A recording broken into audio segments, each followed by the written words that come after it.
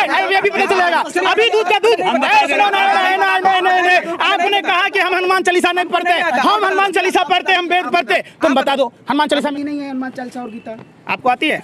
नहीं, देखिए हनुमान चालीसा में कितने चौपाई हैं? हेलो, अरे तो फिर कमेंट करने वाले अन्वक्तों से देखिए, मैं पूछ रहा हूँ हनुमान चालीसा को किसने लिखा? आप पत्रकारिता करने आए हैं, हनुमान चालीसा के रचयिता कौन? अरे फिर आप उसका जवाब दीजिए।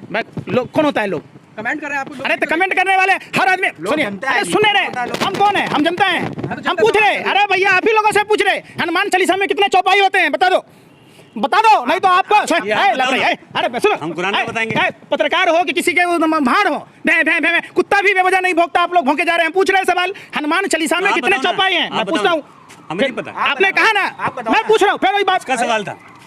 चाहे आप में से कोई भी पत्रकार पूछा हो, अगर आप लोगों ने माँ का दूध पिया तो बताओ कि हनुमान चालीसा में कितना चौपाई है? हनुमान चालीसा के रचयिता कौन है? सवाल करेंगे आपसे सवाल पूछा ये तो उन्हें भी नहीं आती है। राज ठाकरे को हनुमान चालीसा गैंगस्टर क्या है? आपसे पूछा जाएगा तो तुम क्रिमिनल की तरह बात कर रहे हो, तुमसे हम डर गए क्या? अरे तुम क्रिमिनल की तरह, गैंगस्टर की तरह बात कर रहे हो बेशर्मो, तुम्हें खुद नहीं पता है हनुमान चालीसा में कितना चौपाई है? बता दो। आपको आपके धर्मशास्त्र का वास्ता, आपको पत्रकारिता का वास्ता, आप ये बताओ कि हनुमान चालीसा में कितने चौपाई हैं? सवाल तो जनता आपसे पूछिए ना, अधिकार से पूछेगा तो कौन अधिकार देता है तुमको सवाल पूछने का? अरे कौन सा अधिकार कहता है? हम जनता का भी अधिकार है कि आप जैसे भाजपा आईटी सेल के दलालों से, भरवों से उस बात का सवाल पूछे कि जिसको खुद को नहीं पता है। अरे फिर आपसे सवाल कैसे नहीं कर सकते? बता दो, अभी पता चलेगा, अभी दूध का दूध। आपने कहा कि हम हनुमान चालीसा नहीं पढ़ते, हम हनुमान चालीसा पढ़ते, हम वेद पढ़ते। तुम बता दो हनुमान चालीसा में। पंकज जी गैस सिलेंडर का रेट फिर से बढ़ गया, इस पर क्या कहेंगे? क्योंकि 50 रुपये बढ़ा है, आज ही की खबर है। धन्यवाद मोदी जी, 50 रुपया रसोई गैस पर बढ़ाने के लिए ऐसा ऐतिहासिक फैसला लेने वाले पहले प्रधानमंत्री हैं जो एकदम से एकाएक 50 रुपया बढ़ा देते हैं। पूरा पाकिस्तान कांपने लगा, इसे कंपन कर रहा है। पाकिस्तान में तो बर्फ गिर रहा है मोदी जी के डर से। अभी कुछ दिन पहले 125 रुपया इन्होंने कॉमर्शियल सिलेंडर पर बढ़ाई थी। 2014 में 400 रुपये से कम की सिलेंडर डाइन खाए जाते हैं। अब की महंगाई इनकी भौजाई हो गई। अब स्मृति ईरानी नहीं बोलती है। 7 साल पहले, 8 साल पहले जो लोग रामलीला मैदान के आंदोलनकारी कहते थे, वो एक्चुअली देश के सबसे बड़े षड्यंत्रकारी थे। जब 2014 के भारत में आप देखिएगा, उस समय वर्ल्ड का तीसरा अर्थव्यवस्था भारत की अर्थव्यवस्था थी। इन लोगों ने एक साजिश के तहत, एक षड्यंत्र और प्रयोग के तहत भारत की अर्थव्यवस्था को गर्त में मिला दिया। 8 साल हो गए, हमने रामायण देखी है। 6 महीना कुंभकर्ण सोता था, 6 महीना जागता था। रामायण में यह दिखाया गया कि कुंभकर्ण को जगाया गया।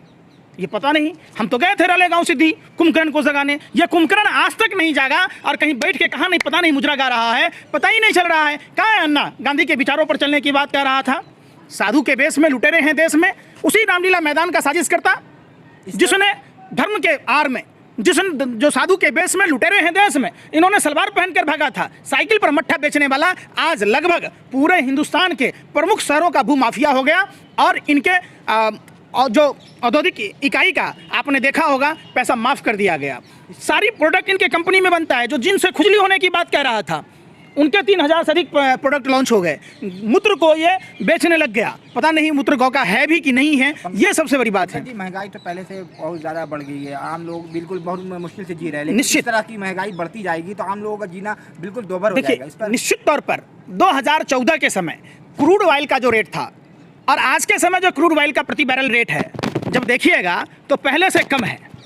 लेकिन है क्या ज़्यादा, उस समय जो पेट्रोल डीजल पर एक्साइज ड्यूटी लगती थी उसमें और आज के समय में आप देखिएगा तो लगभग 18.5-19 रुपये का फ़र्क है।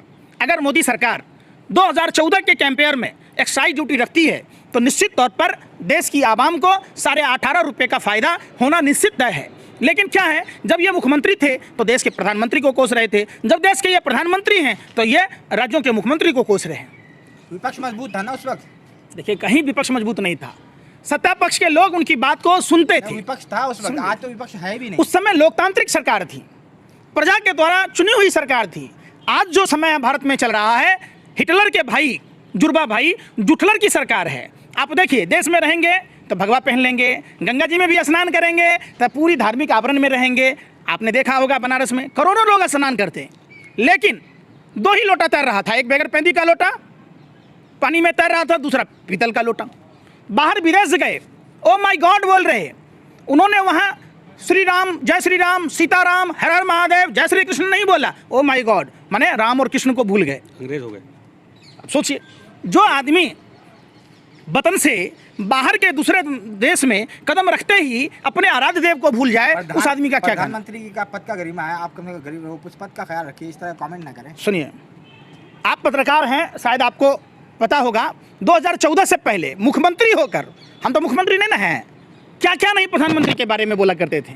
चूड़ी भेजते थे लोग ने, चूड़ी भेजते थे, प्रधानमंत्री निकम्मा है, प्रधानमंत्री कमजोर है, तो आपका प्रधानमंत्री का ताकतवर है। वो गलती की तो आप भी गलती करेंगे। भैया, तो बबूल का पेड़ रोपोगे तो आपको कांटा चुभेगा कि आप आम खाओगे? आप बताओ ना।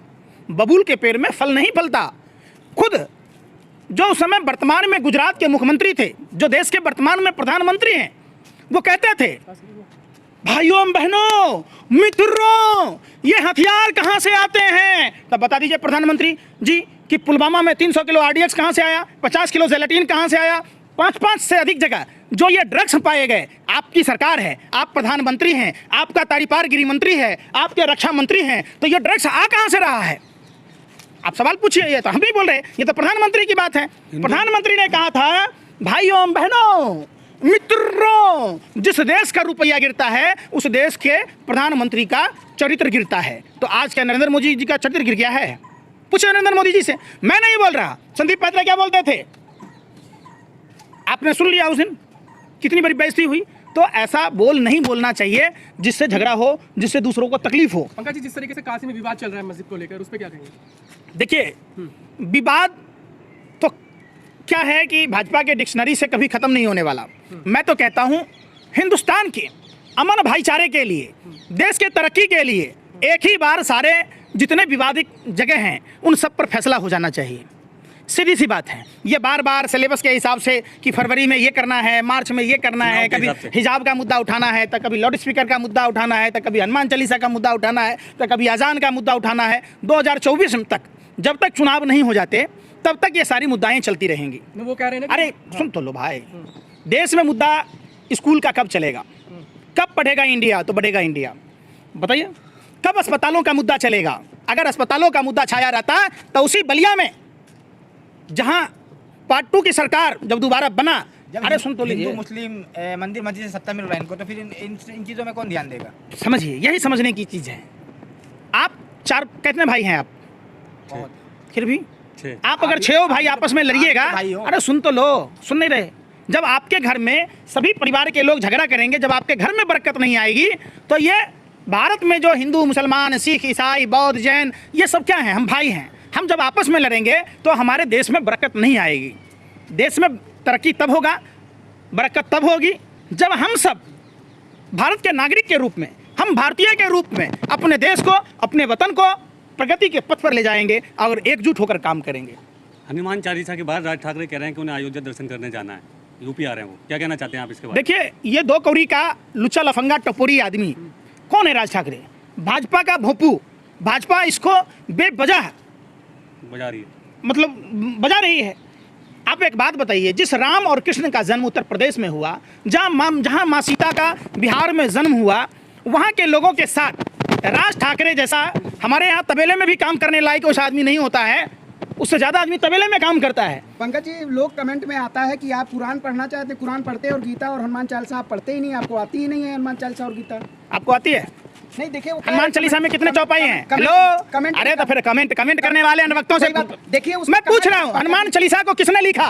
आप पत्रकारिता करने आए हैं, हनुमान चालीसा के रचयिता कौन? लोग सवाल अरे कर रहे फिर हैं, आप उसका जवाब दीजिए। मैं लोग कौन होता है? लोग कमेंट कर रहे हैं आपको। अरे तो कमेंट करने वाले हर आदमी, सुनिए, अरे सुनने रहे, हम कौन है? हम जनता हैं, हम पूछ रहे। अरे भैया, आप ही लोगों से पूछ रहे, हनुमान चालीसा में कितने चौपाई होते हैं? बता दो, नहीं तो आपको अरे सुनो, हम कुरान में बताएंगे। पत्रकार हो कि किसी के भाड़ हो, भे कुत्ता भी बेवजह नहीं भौंकता। आप लोग भौंके जा रहे हैं। पूछ रहे सवाल, हनुमान चालीसा में कितने चौपाई हैं? मैं पूछ रहा हूँ, हमें नहीं पता। आपने कहा ना, मैं पूछ रहा हूँ, फिर वही बात का सवाल था।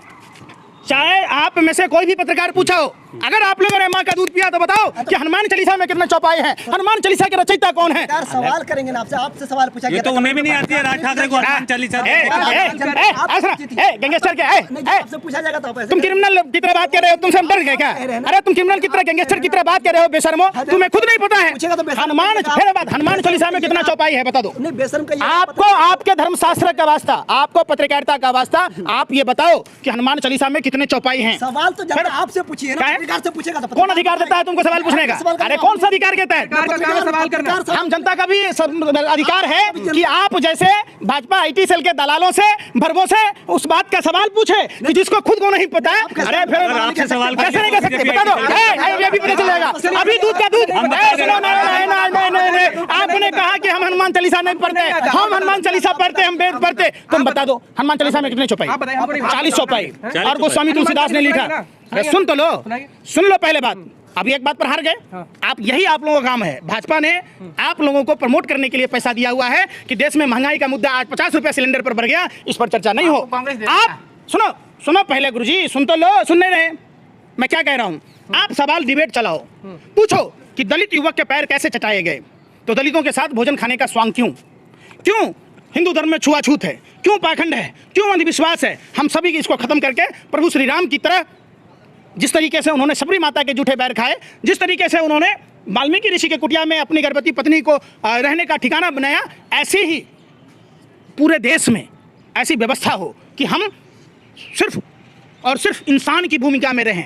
आपने कभी एक बात देखा, दूसरे के धर्म मंदिरों में चढ़ जाओ, धर्म विरोधी नारे लगाना। हम उन सभी धार्मिक उन्मादियों से कहना चाहते हैं, गर्मी का समय है, आप पानी के प्याऊ लगाओ, आप गुरुद्वारों में जैसी लंगर की व्यवस्था है वैसी व्यवस्था लगाओ, वहाँ अपने अपने धर्म के हिसाब से लगाओ और अपने अपने धर्म का उद्घोष करो, तो वो आपको काम नहीं धर्म का करते। प्रचार होगा। हाँ, ज्ञानवापी मस्जिद को तोड़कर जिस तरीके से मंदिर बनाने की मांग कर रहे हैं बीजेपी वाले, उसका आप समर्थन कर रहे हैं, खिलाफ है? देखिए, मैं किसी भी धर्म के खिलाफ नहीं हूँ और ना ही किसी धर्म के समर्थन में हूँ। संवैधानिक प्रक्रियाएं जो तय करेगी हम उसको मानेंगे। सुप्रीम कोर्ट है देश में, सुप्रीम कोर्ट का फैसला आने दीजिए। सुप्रीम कोर्ट क्या कहता कोर्ट है? ने तो आदेश दिए हैं ना वहाँ वीडियोग्राफी के लिए। मैं क्या कह रहा, ये हमारे बूते की चीज़ नहीं है, समझिए। ये राजनीतिक दल के नेता भी तय नहीं कर सकते, उनके बूते की भी चीज़ नहीं है। देश में संवैधानिक संस्थाएं हैं, supreme court, lower court, high court सब हैं, और तमाम जो लोग भारत के नागरिक के लिए, जो भारत के यहाँ की जनता है, सबके लिए संविधान में बराबर का अधिकार है। समतामूलक धर्मनिरपेक्ष राष्ट्र की बात है। हम उम्मीद करते हैं कि न्यायालय उचित निर्णय देगी और न्यायालय का जो फैसला होगा उस सर्वमान्य होगा। बहुत बहुत शुक्रिया हमसे बात करने के लिए।